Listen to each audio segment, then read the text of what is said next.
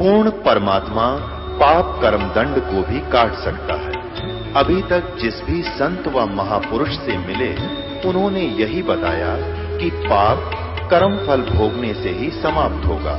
वो प्रभु कौन है जो पाप कर्म को काट देता है, वो काल के बंधन से छुड़वा देता है। उसका क्या नाम है, पूजा की विधि क्या है? कृपया अवश्य सुनिए जगत गुरु तत्वदर्शी संत रामपाल जी महाराज के अमृत वचन। अब स्पष्ट किया कि केवल पूरी गीता जी में 2 स्थानों पर 8वें अध्याय के 13वें श्लोक में और 17वें अध्याय के 23वें श्लोक में लिखा है मंत्रों के विषय में जो साधना करनी है। अन्य जिसमें नहीं लिखा तो वो नहीं करना हमने, वो बिल्कुल गलत साधना है, वो शास्त्र विरुद्ध है।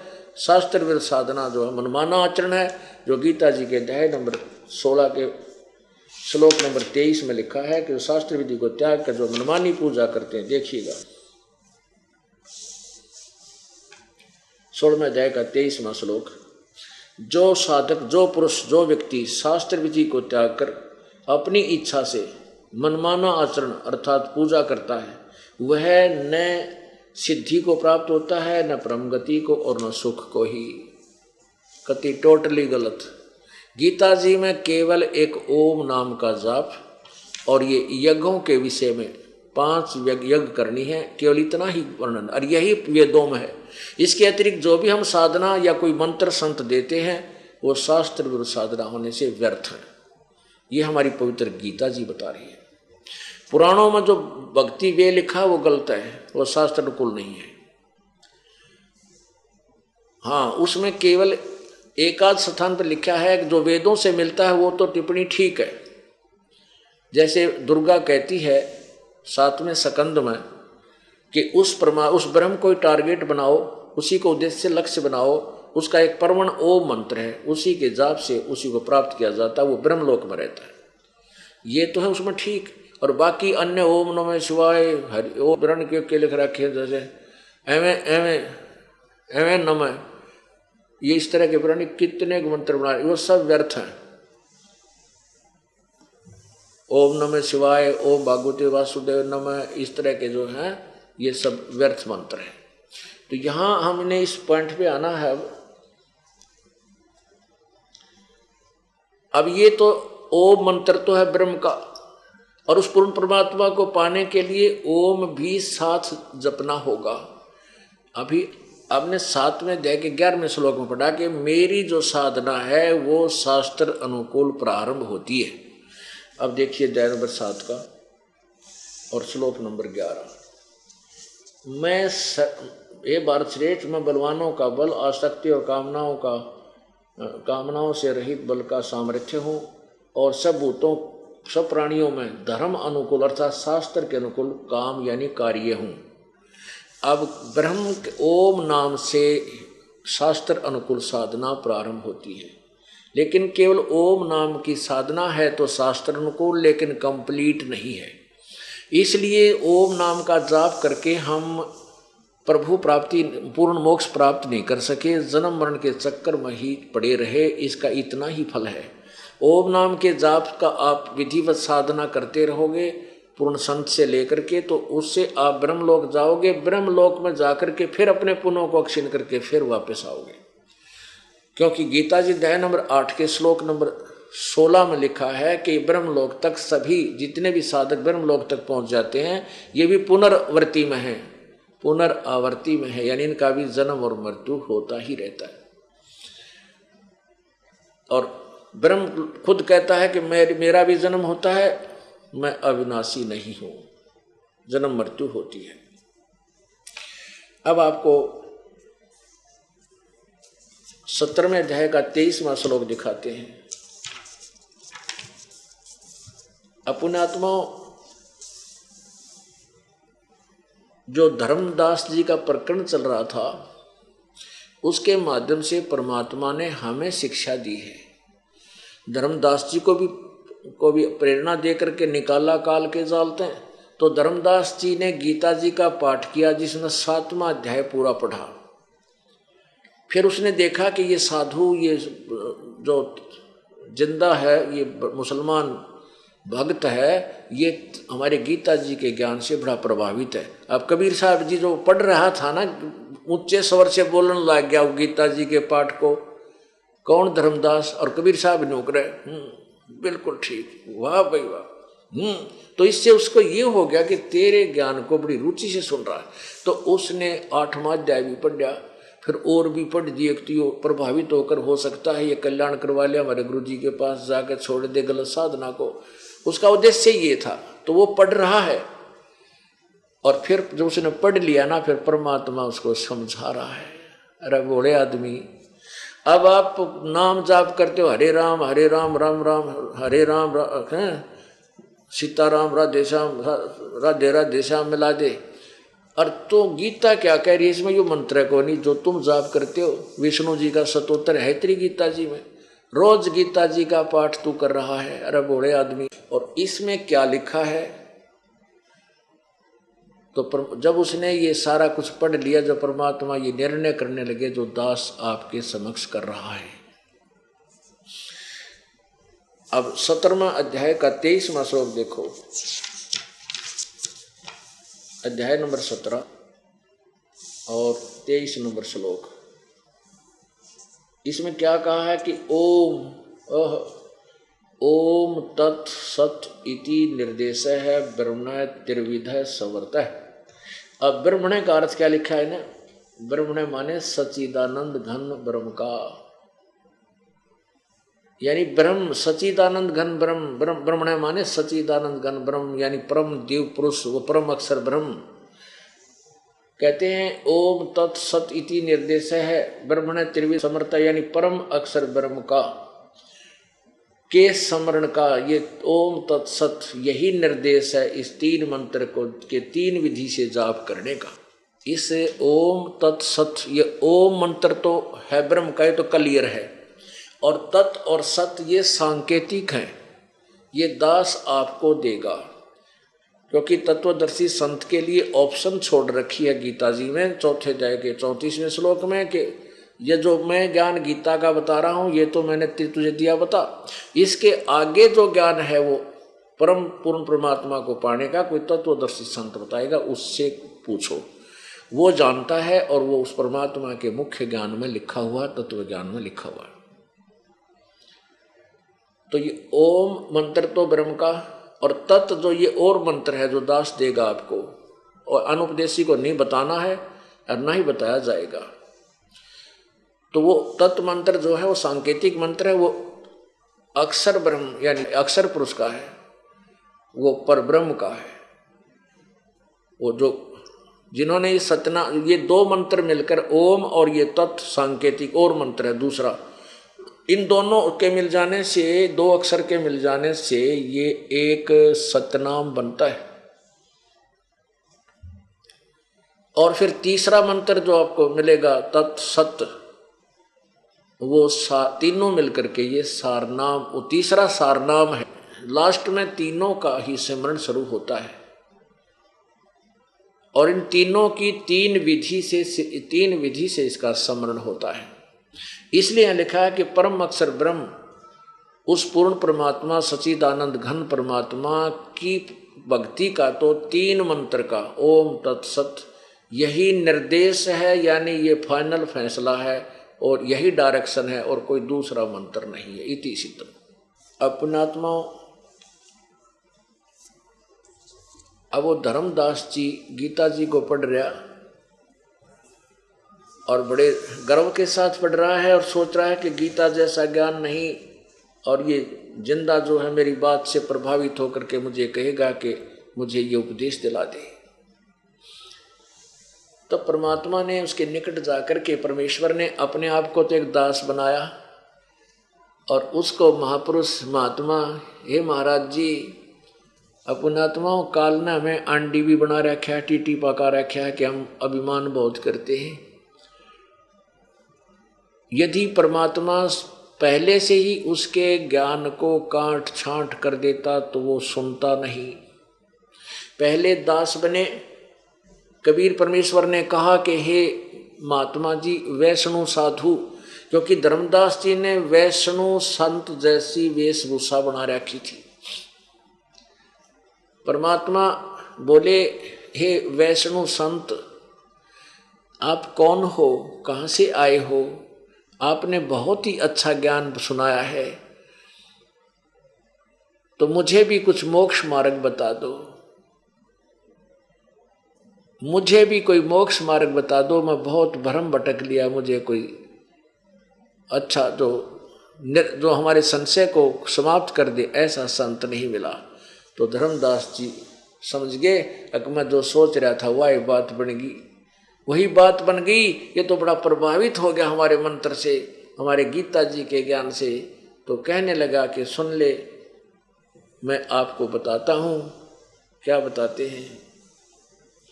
परमात्मा प्रश्न करते हैं, धर्मदास उत्तर देते हैं। परमात्मा फिर उसमें थोड़ा विवेचन भी करते हैं, फिर उसके आगे ये सत्संग चलेगा। ज्ञान सुना दे, विधि बता दे, हो मेरा कल्याण भक्त में अर्ज करूं। परमात्मा कहने लगे, ज्ञान सुना दे, विधि बता दे, हो मेरा कल्याण भक्त में अर्ज करूं। परमात्मा कहते हैं कि मुझे ज्ञान सुना दे और सुना दे, और मुझे परमात्मा पाने की विधि बता दे, ताकि मेरा कल्याण हो। धर्मदास यानी सेठ साधु, क्योंकि वैष्णु साधु रूप में वो विराजमान थे। अब धर्मदास जी को जो ज्ञान था वो बताने लगा। धर्मदास जब नो बोल्या, 68 तीर्थ नाऊंगा। धर्मदास जब नो बोल्या, 68 तीर्थ नाऊंगा। गीता जी का पाठ करत हूँ, इस विधि मुक्ति पाऊंगा। गीता जी का पाठ करत हूँ, इस विधि मुक्ति पाऊंगा। राम कृष्ण के गुण गाऊंगा, मिल स्वर्ग में स्थान भक्त में अर्ज करूं। ज्ञान सुना दे, विधि बता दे, हो मेरा कल्याण भक्त में अर्ज करूं।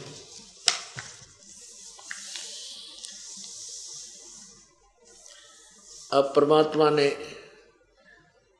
धर्मदास कहता है कि मैं 68 तीर्थ नहाऊंगा और गीता जी का पाठ करत हूँ, ईश्वर मुक्ति पाऊंगा, और राम कृष्ण के नाम गुण गाऊंगा और मिले स्वर्ग में स्थान। हमारी तो दौड़ स्वर्ग से ऊपर थी नहीं, हम स्वर्गवासी, स्वर्ग पहुंच गया भाई, स्वर्ग हो गया। और परमात्मा ने, कबीर जी ने स्वर्ग को तो सबसे घटिया स्थान बताया जहां पर हमें लूटा और ठगा जाता है। स्वर्ग क्या है? जैसे एक रेस्टोरेंट, होटल कुल्लू और मनाली में आजकल जैसे जून की धूप तप रही है इस क्षेत्र में, मैदानी क्षेत्र में, और कुल्लू और मनाली और शिमला के अंदर शीत सुंदर सुंदर बड़ी प्यारी प्यारी ठंडी ठंडी हवा चलती है, कभी वर्षा हो जाती है।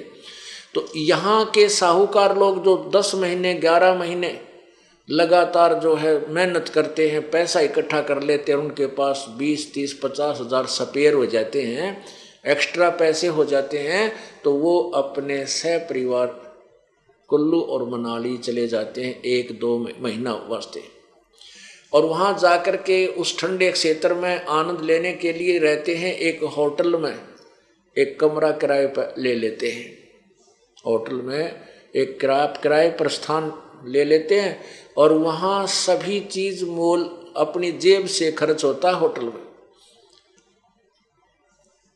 और जब वह 20, 30, 50 हजार रुपये उसकी पूंजी समाप्त हो जाती है, वो आनंद लेकर उल्टे ही इसी क्षेत्र में आ जाते जहाँ उनका कर्म क्षेत्र है, और वह जेब कटवाया 50 हजार रुपये वहाँ बर्बाद करके आ गए।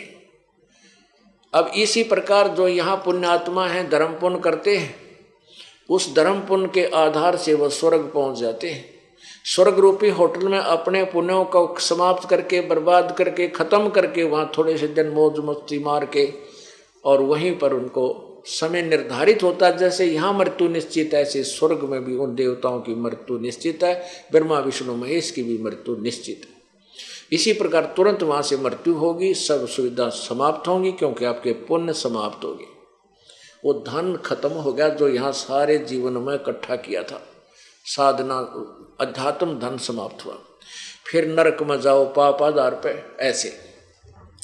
तो यहाँ धर्मदास कहता है रामकृष्ण के गुण गाऊंगा, 68 तीर्थ नाऊंगा, गीता जी का पाठ करूं मैं, इसलिए स्वर्ग में पहुंच जाऊंगा।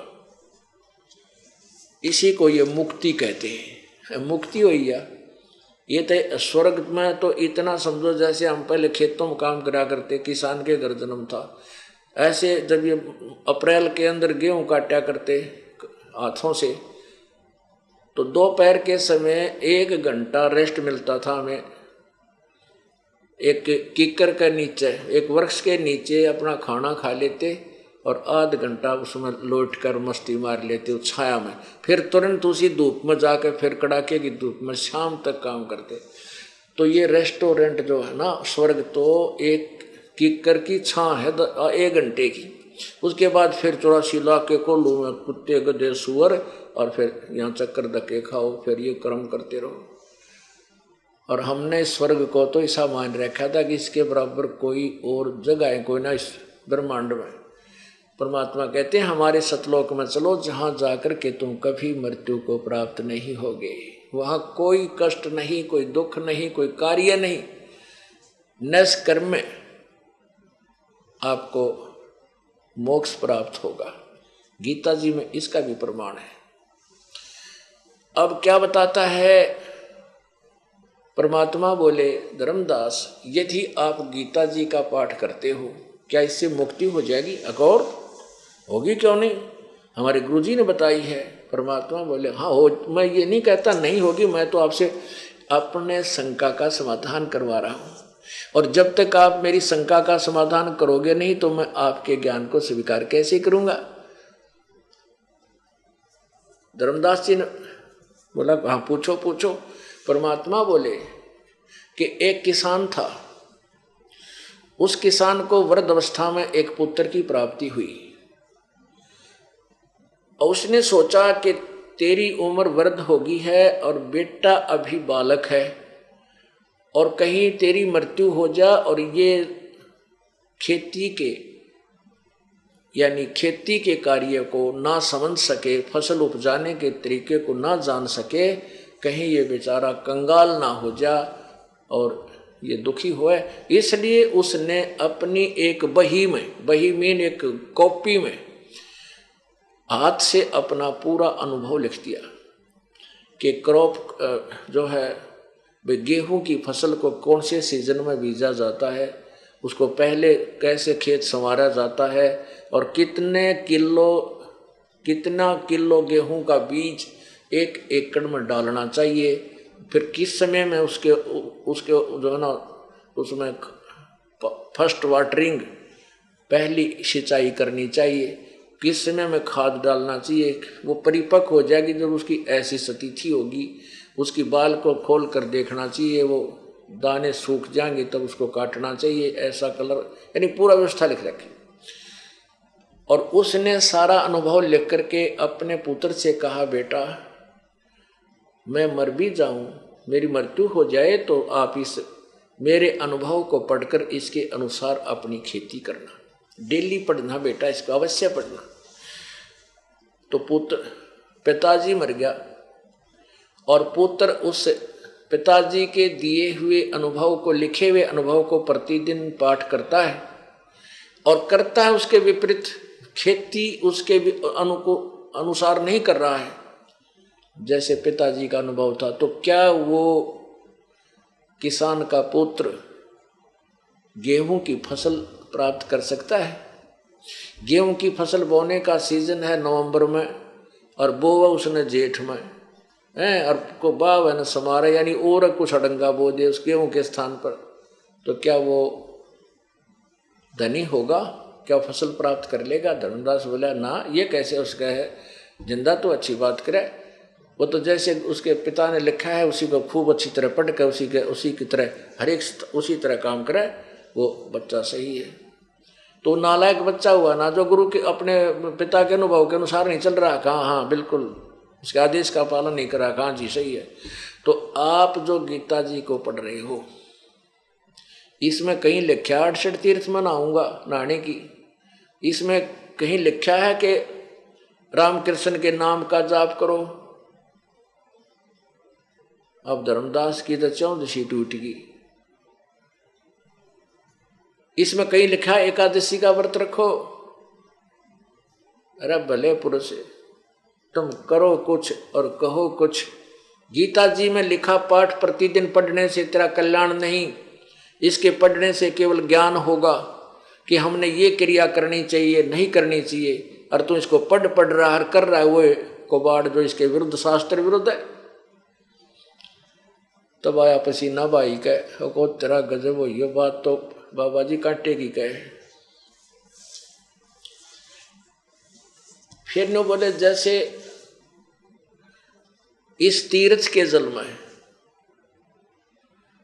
इस तीर्थ के जल में ना जाने कितने जीव जंतु हैं, और आप इसमें जो इस जोड़ में आप नहा का आए हो, स्नान किया है और ऐसे ऐसे मसल का नहा रहे थे, तो इसमें ना जाने कितने जीवों की हत्या कर दी तूने। ये सूक्ष्म जीव जो जल में घूम रहे थे, और वो जो लोटा भर का पानी का करमंडल साथ रखा हुआ था उसने धर्मदास ने, उसके अंदर परमात्मा ने दिखाया कि देख तेरे इस लोटे में कितने जीव जंतु घूम रहे हैं, ये सारे इस तालाब में थे जो तू एक अमृत जल मान के लिया, इससे इसी से तनी गोबर लिपिया पानी मिला कर माटी में स्वच्छ मान के, अरे इसमें ना जाने कितने जीव मार दिए, इतना रगड़ रगड़ कर ना लाग तो मोक्ष कैसे पाओगा? तुमने पाप का ढेर बना लिया और तेरी साधना शास्त्र विरुद्ध है। तुम्हारे मंत्र और ये जाप, ये 68 तीर्थ, ये श्राद्ध करना, ये सारे शास्त्र के विरुद्ध। और गीता जी के 16वें अध्याय के 23वें श्लोक में लिखा है कि शास्त्र विधि को त्याग कर जो मनमाना आचरण, मनमानी पूजा करते हैं, उनको ना तो कोई सुख हो, ना गति हो, ना मोक्ष हो, ना उनका कोई कार्य सिद्धि प्राप्त हो। फिर क्यों डले ढो रहा है? तेरा गजब हो गया। तो जब आई समझ में तो क्या कहते हैं, परमात्मा उत्तर देते हैं, तीर्थ जल में कच्छ और मच्छा ये जीव बहुत से रहते हैं। यदि इस मथुरा के जोड़ में, इस जलाशय में, तालाब में नहाते तेरी मुक्ति हो। तेरे से पहले तो इसमें ये मछली और कछुए पहले स्नान करने लग रहे, ये तो पार हो जाने चाहिए थे सबसे पहले। ये तो जन्म में इसमें हुआ ना, इस पानी में ही फूटे भाग थरे की क्या साधना कर रहे हो। तीर्थ जल में कच्छ और मच्छा ये जीव बहुत से रहते हैं। तीर्थ जल में कच्छ और मच्छा जीव बहुत से रहते हैं। उनकी मुक्ति ना होती वो कष्ट बहुत सा सहते हैं। उनकी मुक्ति ना होती वो कष्ट बहुत सा सहते हैं। और सतयुग में राम कृष्ण नहीं थे, तब तुम किसका रटते नाम भक्त मैं अर्ज करूं। परमात्मा कहते ईब तुम कलयुग में राम कृष्ण जय जय राम राधे श्याम सीताराम। और सतयुग में ना राम था ना कृष्ण था, तब वो उस समय के साधक भी तो कोई जाप जपते होंगे, कोई मंत्र राम का नाम होगा, वो बता।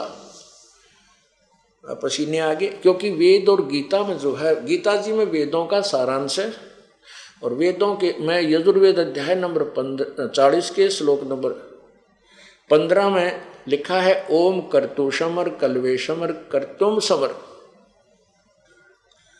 ब्रह्म तक की साधना का उल्लेख है कि ओम नाम का जाप काम करते करते सिमरन करो, विशेष कसक के साथ करो, और मनुष्य जीवन का परम कर्तव्य जानकर भगवान की भक्ति का उद्देश्य समझकर मनुष्य जीवन को ओम नाम का जाप करो। इसी प्रकार परमेश्वर भी यही बताते हैं वेदों और गीता में, कहीं हठ योग जो तप ये करने को नहीं कहा, ना मेडिटेशन के लिए कहा।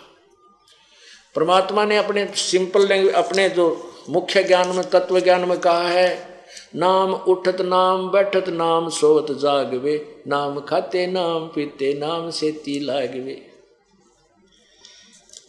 परमात्मा की भक्ति चलते फिरते उठते बैठते। आप बस में बैठो, सत्संग से जा रहे हो, 2 घंटे लगे, 3 घंटे रोहतक तक बरवाला से अपना सिमरन करता जा, या कार में बैठे हो सिमरन करता जा, माला हाथ में ले ले, आते हो आते समय करते आओ।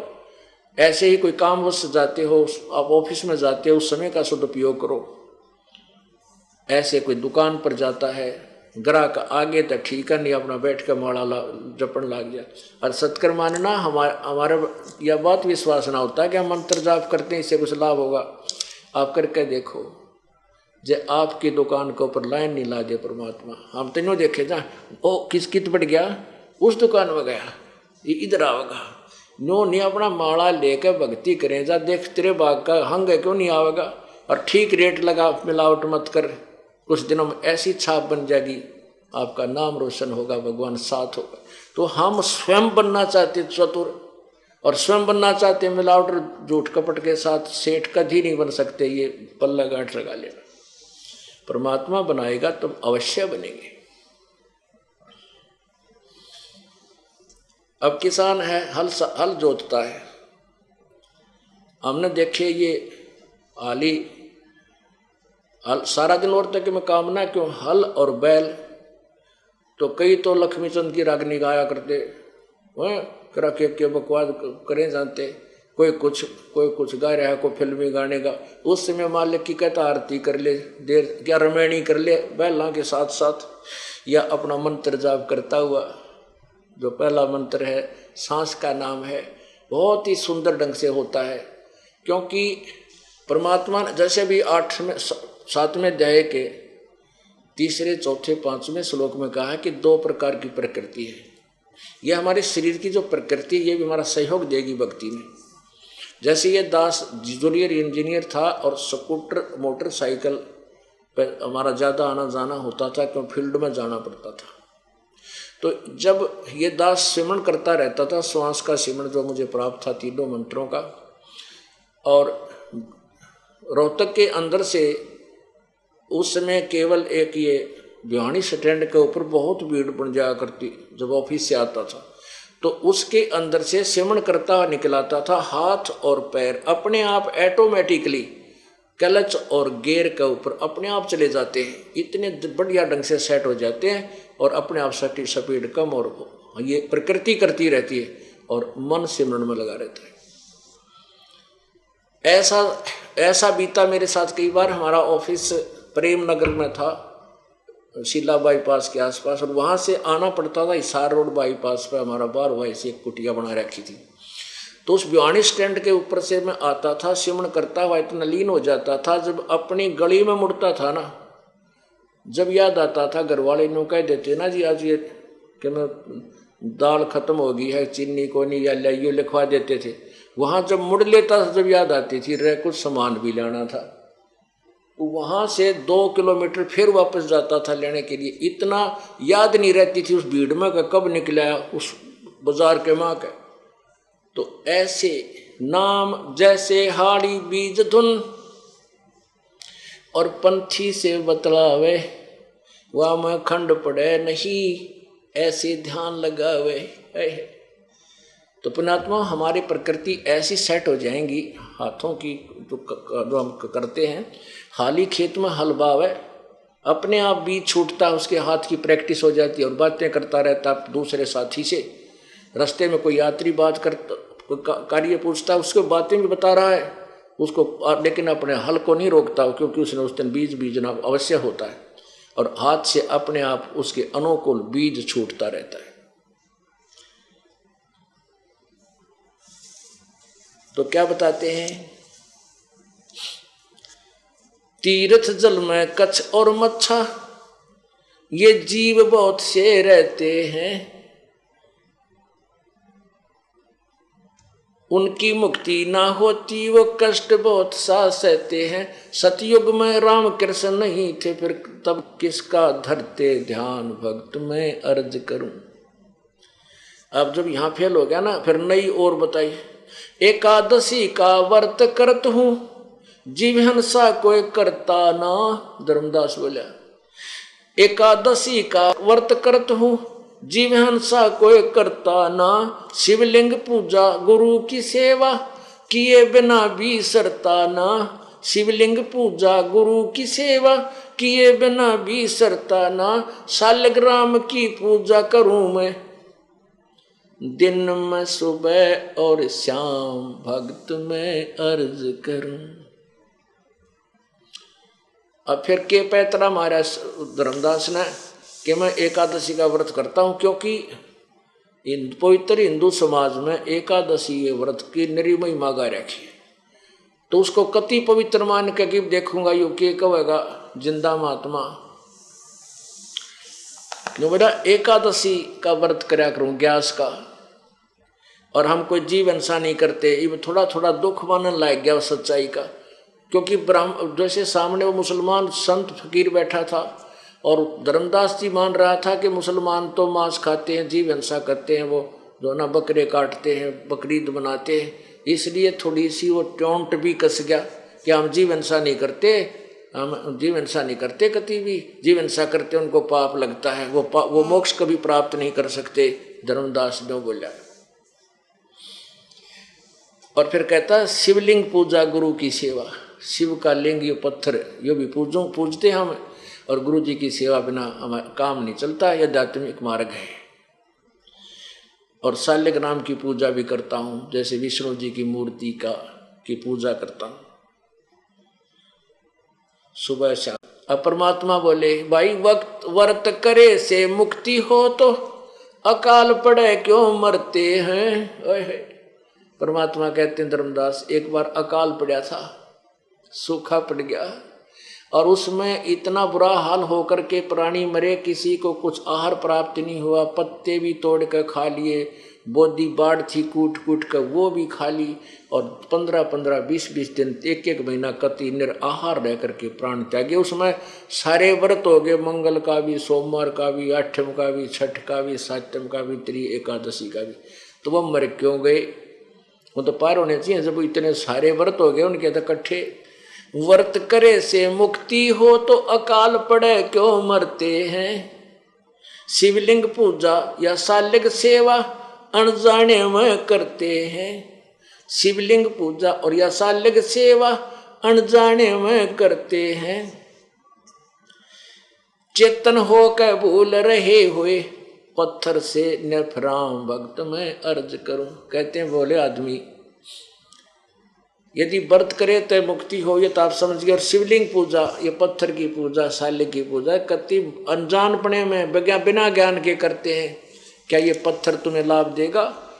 पुण्यात्मा, जैसे एक सेब की मूर्ति है, सेब के फल की मूर्ति यानी पत्थर या प्लास्टिक की हो, आम की हो, और वो मूर्ति बुरी नहीं, लेकिन वह मूर्ति आम का काम नहीं, आम का चित्र, आम की मूर्ति आम का काम नहीं कर सकती, आम के गुणों से युक्त नहीं। वो चित्र केवल उसकी जानकारी देता है, चित्र होना आवश्यक है। अब जैसे हम बच्चे को पढ़ाते हैं कि आ का आम, चित्र नहीं होगा तो आम न समझे, या तो ओरिजिनल वस्तु हो कि ये है आम। जैसे हम बताएं कि ये पेन, तो चित्र इसका अवश्य होना चाहिए, या तो ये स्वयं हो या चित्र हो, तभी समझेंगे। तो चित्र भगवानों के होना आवश्यक है, लेकिन उस चित्र पर आधारित हो जाना ये मूर्खता है। जैसे आम का चित्र है, आम के चित्र को देख करके उसका इतना अच्छा स्वरूप होता है कि उसको खाने को दिल करता है, उसको प्राप्त करने की चेष्टा होती है, कहीं आम मिल जावे खाऊं। तो उस चित्र के ऊपर आसक्त हो जाना, जैसे आम के फल का चित्र है, और वो उससे पता चलता है कि आम मीठा है, जो फलों का राजा है, तो इसके गुण गाएं जा, और उस आम के चित्र पर माथा टेकें जा, उसकी आरती करें जा, उसको धूप दीप करता रहे। क्या वो आम प्राप्त हो जाएगा? नहीं। वो चित्र में जो आम है उसको ओरिजिनल को पता कर, वो कैसे विधि है, उसकी विधि न्यारी है उस चित्र वाले आम को प्राप्त करने की। उसकी विधि है कि पहले मजदूरी कर, फिर जेब में पैसे लेकर बाजार में जा और आम पुकार और लेकर फिर खा। ये पत्थर जो शिवलिंग तू लिए फिरता है, जो तू भगवान शालिग्राम विष्णु जी की मूर्ति ले रहा है, इस मूर्ति से, ये मूर्ति भगवान की है, ये भगवान नहीं है। ये मूर्ति सेब की है, ये सेब नहीं है मूर्ति। ये मूर्ति वाला जो चित्र तो लिए फिरता भगवान विष्णु की मूर्ति चांदी की बना रखी है, चाहे पत्थर की ले रहा है, ये भगवान विष्णु नहीं है, ये उसकी केवल मूर्ति है। आप उस भगवान को प्राप्त कर, उस सेब को प्राप्त कर, उसकी विधि न्यारी है, उसकी मजदूरी कर पहले, उस मजदूरी से फिर वहां पहुंच। जैसे नाम के सिमरन साधना या मजदूरी है, इससे वो भगवान तुझे लाभ देगा। अब व्रत करने का गीता जी मना किया है, देखिएगा 6 अध्याय का 16वां श्लोक। ये गीता ज्ञान कहता है, दाता कहता है अर्जुन यह योग, ये देखिए श्रीमद् भगवत गीता 6 अध्याय का 16वां श्लोक, ये 6 अध्याय और ये 16वां श्लोक। अर्जुन यह योग, योग माने साधना भक्ति, न तो बहुत खाने वाले का और न बिल्कुल न खाने वाले का, यानी व्रत रखने वाले का। न तो बहुत खाने वाले का दड़ी पक्का खा ले और फिर तोड़े जांगड़ाई आए जमाई, वो कैसे भक्ति करेगा? अल्पाहार करे, यानी खाने योग्य खावे, घना नहीं खावे। और बिल्कुल ना खाने वाले का, जो बिल्कुल नहीं खाता, वो व्रत रखता है। और न बहुत सहन करने वाले का, यानी सोने वाले का, और न सदा जागने वाले का ही सिद्ध होता है। यानी न तो घना खावे, ज्यादा खाने से भी आलस बनता है, और ना बिल्कुल ना खाता, उसके वैसे पसीने आए रहे। आप एक दिन रोटी छोड़ कर देखो क्या हाल होगा आपका। रोटी याद रहेंगी, भगवान याद ना रहता। हमने खूब देख रखा, मंगलवार का व्रत रखा करता है, दास हनुमान पुजारी था, 25 वर्ष रखा है, और फिर बचपन से शुरू कर दिया था, 4वीं 5वीं 4थी कक्षा से। बालक थे, बचपन में भूख वैसे नहीं मुश्किल से सहन होती है, तो 12 बजे पाछे बताई थी, 12 बजे के बाद खाना खा सकते हो। तो 12 बजने मुश्किल हो जाते, वो नो देखे जाते 12 कब से बजे होंगे, सूर्य इधर आ ले, जब घड़ी गाड़ी भी ना थी सी। तो वो रोटी याद रहा करती, हनुमान ना याद रहा करता। हनुमान जी ने सांझ ने याद आया करता, जब वो उसका 40 का टाइम हुआ करता, या प्रसाद बांटा करते 100 रुपये की बूंदी, और उस समय कल्याण समझते थे। तरह के भाई, जिन हर जैसा सुमरिया ताको तैसा लाभ, ओसा प्यास न भागे ही जब लग दसे निआब। अब क्या कहते हैं परमात्मा के, जिन्होंने जैसा भी प्रभु की साधना की, उनको उतना ही लाभ मिलेगा। जैसे ओस के चाटने से प्यास नहीं बुझ सकती, प्यास बुझेगी जब 1-2 गिलास गट गट पी जावांगे। तो जैसे हम 100 रुपये का प्रसाद बांट के चौड़े हुए फिरा करते, के बाद बहुत बड़ा पुण्य कर दिया। परमात्मा कहते ये तो तुम ओस चाट रहे थे, ओस चाटा करते, और अब आप यहाँ भक्ति कर रहे हो, दान कर रहे हो दोनों हाथों से, और आपको देखियो कि ये शास्त्र अनुकूल साधना, इससे आपको प्रतिफल जबरदस्त मिलेगा। ये आप गिलास के गिलास पी रहे हो, इससे आपकी तृप्ति होगी, आपकी भक्ति प्रफुल्लित होगी, इससे अधिक लाभ होगा। जिन हर जैसा सुमरिया ताको तैसा लाभ, यानी जो जितना धर्म पुण्य साधना करेगा, उतना ही उसके गुड अकाउंट में उतना लाभ मिलेगा। ज्यादा करेगा उसको ज्यादा मिलेगा। ओस चाटन ते प्यास नहीं बुझे, वो तो गिलास के गिलास पीने से ही प्यास बुझेगी, पानी की, पानी पीने से। अब फिर धर्मदास जी ने एक दूसरा पैतरा ये मारा था कि हम जीव हिंसा नहीं करते। परमात्मा कहते हैं कि तुम चेतन होकर भूल रहे हो, पत्थर पर भी निफरामा निश्चिंत, तुम खुद बोलता है, चलता है, फिरता है, और तेरा भगवान ने तू उठाए फिराई, बोलता ना, सुनता ना, या मूर्ति से सारा दिन इसका आरती करेगा, यूं आंख पाड़े बैठा रहता है। तो ये मूर्ति है ओनली, ये भगवान नहीं है। और फिर क्या बताता है परमात्मा, कहते हैं भाई तीर्थ बाट चले जो प्राणी, वो जीव बहुत से मारे है। तीर्थ बाट चले जो प्राणी, वो जीव बहुत से मारे है। जल में सूक्ष्म जीव बहुत है, स्नान करत संहार है। जल में सूक्ष्म जीव बहुत है, स्नान करत श्रृंगार है। चौका देव और हवन करो, उसमें होवे हिंसा बे उन्मान, भक्त में अर्ज करूं। अब परमात्मा बताते हैं कि वे देख, आप कह रहे हैं ना हम जीव हिंसा नहीं करते, कहाँ से चल के आया है धर्मदास, कहाँ से आया चल कर आए हो महात्मा जी। परमात्मा कहते हैं उस जीव को तो महाराज जी कहे हैं और स्वयं एक दास बन पर बैठे, अपनी आत्मा को काल के जाल से निकालने के लिए कैसे छल छिद्र प्रभु ने करने पड़े कि न्यू बना यू सुना नहीं मेरी एक भी, और जब मैं अपने सीधा चोट ठोक दूंगा इस पर तो उठ के भाग लेगा, सुनेगा नहीं। और दास बनकर न्यू कह नाराज ना होइयो, मैं तो वैसे प्रसंग अपने संग का समाधान कर रहा हूँ, तब वो सुनेगा कुछ देर, नहीं तो पहले उठ कर चल देता ठाकर जोड़े ने, नहीं सुनता भगवान की एक भी वाणी और काल के जाल में रह जाता। परमात्मा ने पूछा आप कहाँ से आए हो, आपका शुभ नाम क्या है। धर्मदास जी ने कहा कि मैं बांधवगढ़ का रहने वाला सेठ हूँ, धर्मदास मेरा नाम है और वैष्णव धर्म मैंने अपना रखा है, और वहाँ से बांधवगढ़ से यहाँ तक मैं पैदल चल के आया हूँ यात्रा पे, यानी पैदल चलने को और अच्छा मानते थे, श्रद्धा से गया है। परमात्मा बोले कितनी दूर है आपका बांधवगढ़ यहाँ इस मथुरा यानी वृंदावन से। उसने कहा कि 600 700 750 किलोमीटर यानी 200-250 के करीब जो है, 250 मील 300 मील जैसा, यानी 250 कुल मिला करके 700-800 किलोमीटर पड़ता है।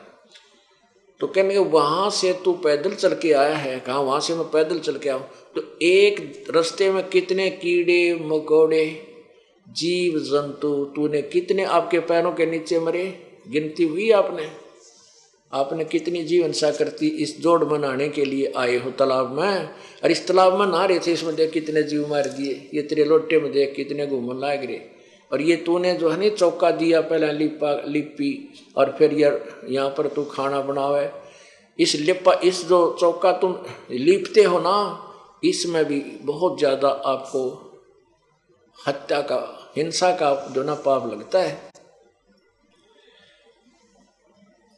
तो धर्मदास जी का पसीने आ गए कि बात तो महात्मा का है काटेगी, कसूता काम हो गया था।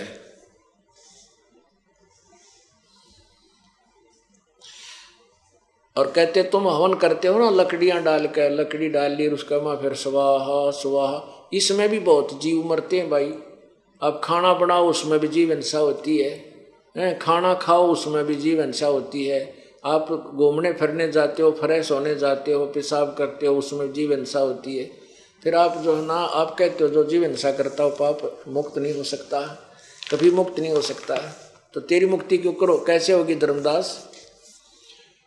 अब पसीने आगे धर्मदास जी का। तो पुण्यात्मा ये एक तत्व ज्ञान से आपको समझ में आओगी, आपको भी चिंता होगी वह रोटी तो हम भी बनावा, हाँ पोचा भी मारते हैं रोज, फिनाइल भी मारते हैं, तो ये तो हमें भी पाप हो जाएगा, फिर हमारा मोक्ष कैसे होगा।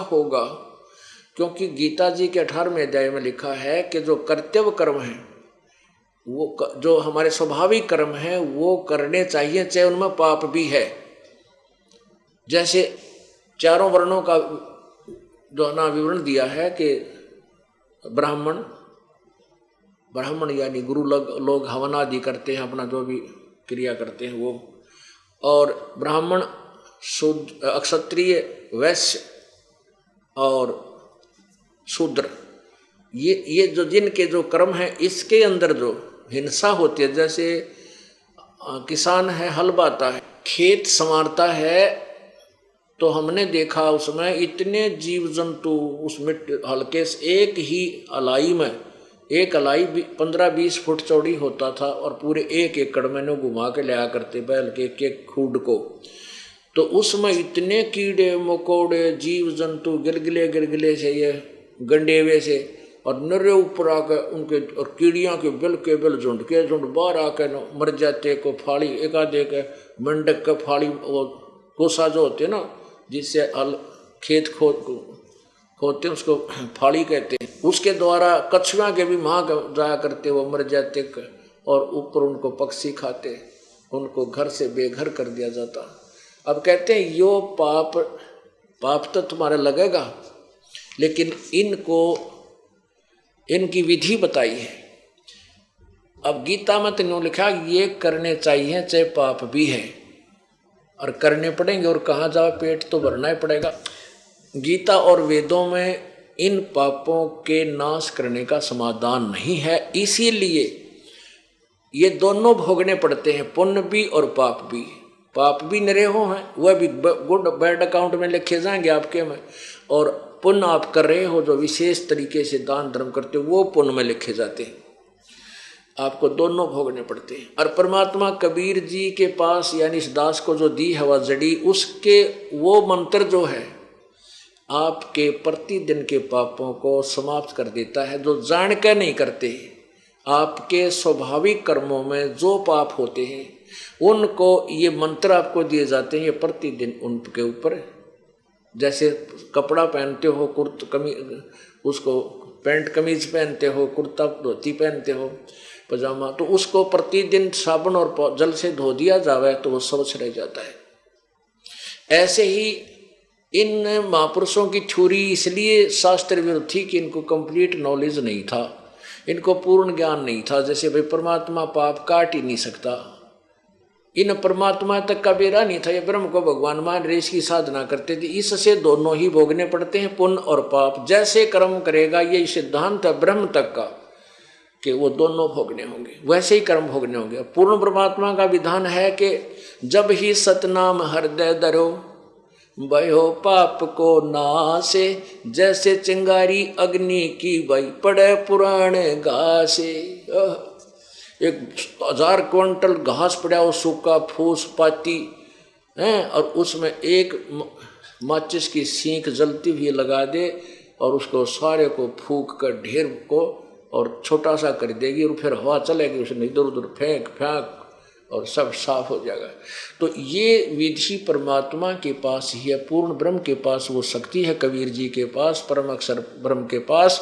और वो उस ओम तत्सत इस 3 मंत्र के जाप से, जिसमें सत्यनाम भी है, प्रथम सत्यनाम से प्रारंभ हो जाएगा पाप कटना।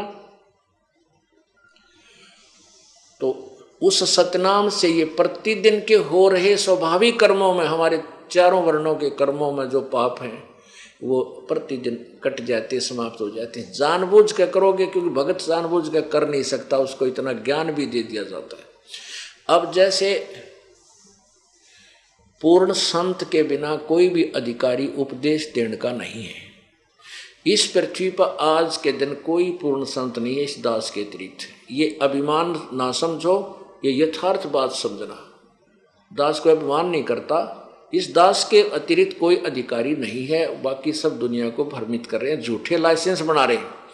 अब जैसे कोई व्यक्ति सड़क पर जा रहा है, उससे दुर्घटना हो जाती है, मोटर कार चला रहा है या मोटरसाइकिल चला रहा है, तो उसका सबसे पहले आकर के पुलिस वाले लाइसेंस पूछेंगे कि तेरे पास ड्राइविंग लाइसेंस है। अगर लाइसेंस है तो वो बच गया, क्योंकि ये मालूम है, उस लाइसेंस का स्पष्टीकरण है कि ये अनजान ड्राइवर नहीं है, ये ट्रेंड आदमी है, और जान के एक्सीडेंट ये कर नहीं सकता है कि वो मृत्यु स्वयं की भी हो सकती है। तो ये कोई इत्तेफाक हुआ है, हादसा है, तो वो बरी हो जाता है। और उसके पास लाइसेंस ना पावे, और पावे तो डुप्लीकेट किसी अनधिकारी का बनाया हुआ, तो सीधा जेल में जावे। तो इस प्रकार जैसे आप प्रतिदिन जो कर्म कर रहे हो ये जान कर नहीं करते, ये होंगे अनजानपने में, लेकिन इनका भी दंड आपको भोगना पड़ेगा, क्योंकि आपके पास वो लाइसेंस नहीं है, आपके पास पूर्ण संत से प्राप्त वो मंत्र प्राप्त नहीं है। और जिनको मंत्र प्राप्त है, कोई गुरु बना रखा है, वो अनधिकारी से डुप्लीकेट लाइसेंस लिए फिरते हो, तुम सीधे जेल में यानी सजा होगी, तुम्हें पाप लगेंगे। बोलो सतगुरुदेव। पुण्यात्माओं, ये 5 दिवसीय सत्संग परमेश्वर पूर्ण ब्रह्म परम अक्षर ब्रह्म कबीर देव जी के सतलोक से इस काल के लोक में आगमन की खुशी में मनाया जाता है। उसी के उपलक्ष्य में ये सत्संग, ये समागम चल रहा है। उसी परमेश्वर पूर्ण ब्रह्म कबीर परमेश्वर की महिमा से आपको परिचित कराया जा रहा है।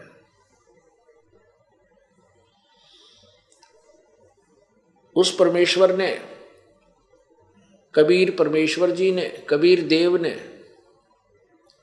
स्वयं ही इस पृथ्वी काल के लोक में और इस पृथ्वी लोक पर आकर के अपने पाने की यथार्थ विधि बताई।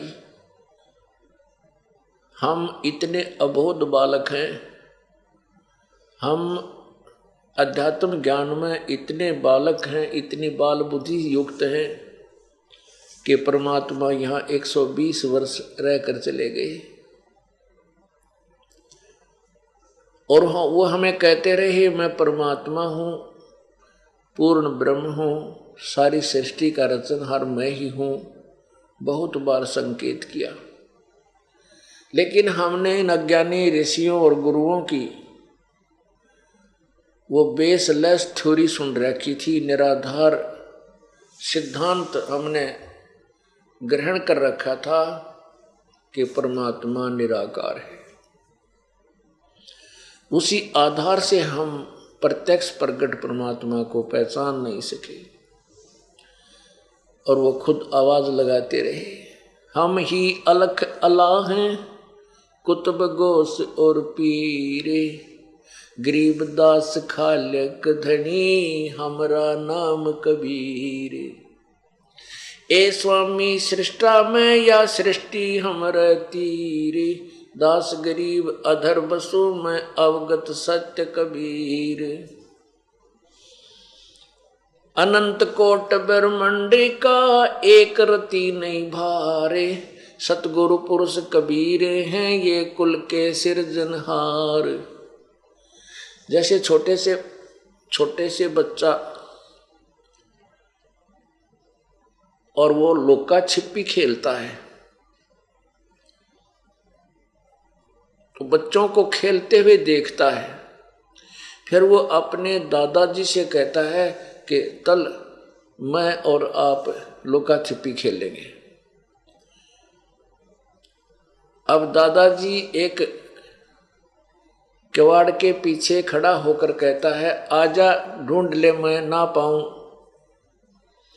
और वो बच्चा उस दादाजी के पास से निकल जाता है, ऐसे ऐसे करता हुआ, वो खड़ा है बिल्कुल, आवाज भी लगा रहा है ना पाऊं, वो इधर उधर देखता हुआ पता नहीं कहाँ निकल जाता है। तो उसको ऐसे ही परमेश्वर कबीर जी अपनी जानकारी दिया करते थे। खुद कहते थे मैं परमात्मा हूं, फिर कहते थे कि जिस साधना से जो साधना आप जी कर रहे हो आपको परमात्मा प्राप्ति नहीं हो सकती।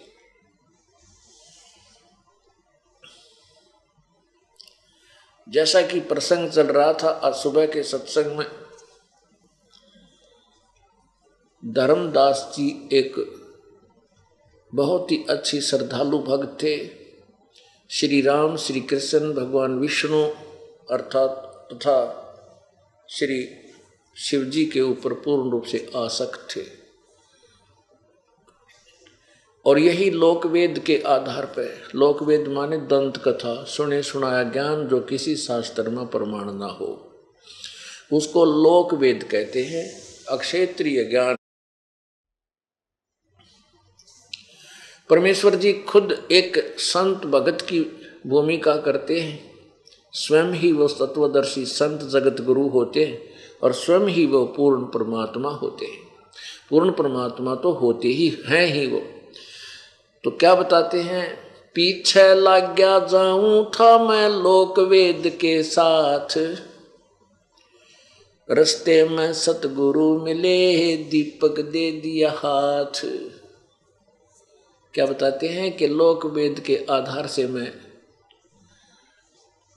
अपना जीवन बर्बाद कर रहा था।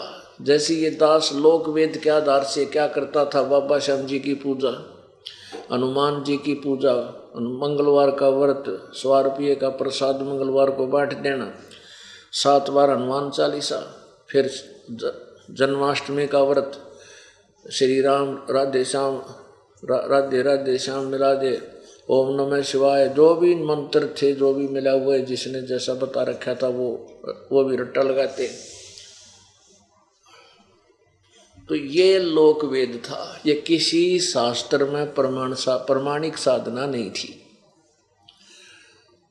तो परमात्मा कहते हैं कि भोली आत्माओं, आप लोक वेद के आधार से अपना जीवन व्यर्थ कर रहे हो। अपने ऊपर ही उदाहरण देकर परमात्मा कहते हैं, लोक पीछे लगा जाऊं था मैं लोक वेद के साथ, और रास्ते में सतगुरु मिले। सतगुरु यानी सच्चे संत, सच्चे गुरु, तत्वदर्शी संत मिल गए इस भक्ति मार्ग में, भक्ति वाले रास्ते में। ये तत्व ज्ञान रूपी दीपक हमारे हाथ में दे दिया। अब हम इस अज्ञान अंधेरे में तत्व ज्ञान की रोशनी से चलेंगे, अपने पथ से भ्रष्ट नहीं होंगे, हम मार्ग को नहीं त्याग सकेंगे, नहीं त्यागेंगे। परमात्मा की तत्व ज्ञान की रोशनी में हम अपना जीवन सफल करेंगे।